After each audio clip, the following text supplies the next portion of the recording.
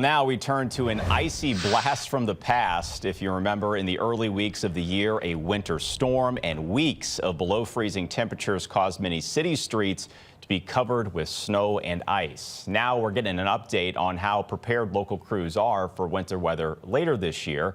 Caroline Hecker has that story.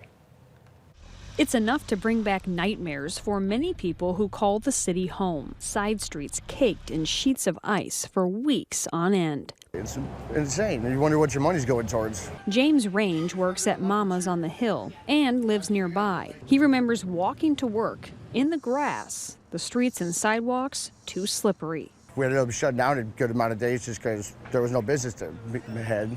No point in staying open making food when there's no one to make it for. It became the case for a lot of restaurants on the Hill, with customers unable to park on the ice-packed streets. I've lived in St. Louis my whole life. I've traveling through the city, never seen anything close to what happened last year. It was a disaster. This week, 4 Ford 350 single cab plows were delivered to the city's streets department. Their smaller size allows them better access to side streets. The fleet was paid for using more than $300,000 in ARPA money last spring. But people like Range say they're cautiously optimistic. If they actually put them to use, seeing is believing. They should. Obviously, the idea is there, but putting it into practice, we'll see what they do. MoDOT says it, too, is preparing for winter weather. I tell everybody, when it's 100 degrees outside, MoDOT starts thinking about winter weather.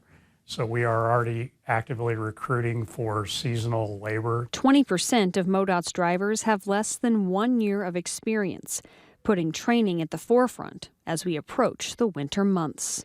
In St. Louis, Caroline Hecker, First Alert 4. And the city streets department says the 4 plowed trucks will be dual purpose outside of the winter months. And keep in mind, there is no ordinance requiring the city to plow side streets.